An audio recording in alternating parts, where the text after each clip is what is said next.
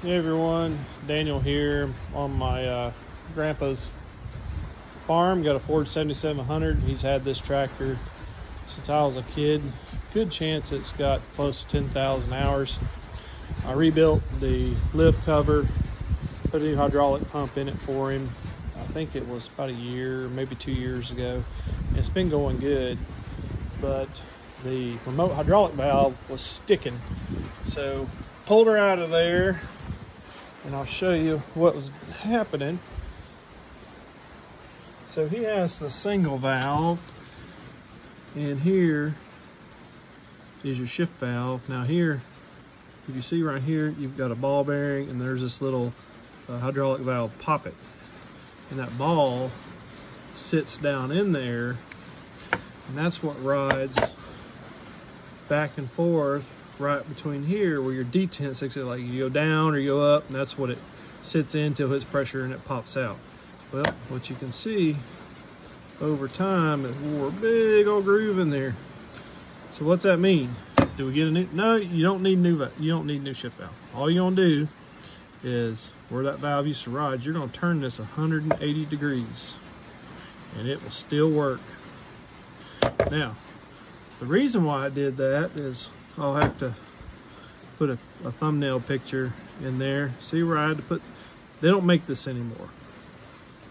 So what was happening is right here, these two little weld spots where that ball kind of chipped it out of this poppet valve from just over the years, and it was falling down. It was falling down in this groove right here in the shift valve, and it was getting stuck.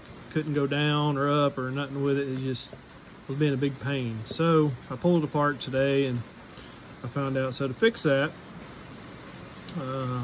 since we can't find one, we got to make it ourselves. So I put a little spot welds right there from a welder where that was. Now I'm gonna take a hand file very carefully, get that back down to where it's nice and flat and looks like the rest of it. That way, when I put it back in there, this little ball bearing that sits in there will stay in there and won't roll out of its hole like it did over. There ain't no telling how long it's been like that. But anyway, just figure I'd show that to you. Don't be scared to take these things apart. New Holland does a good job of doing your printouts like that, and that's kind of what we have here. Super easy to do. You can do it with basic tools, and you do need some good dental picks to get those O-rings. There's one right here, and then there's one that's way inside right here. And then make sure you always change those O-rings or else it'll leak, and plus you just need to do it while you're in there. Anyway, this is part one of this video.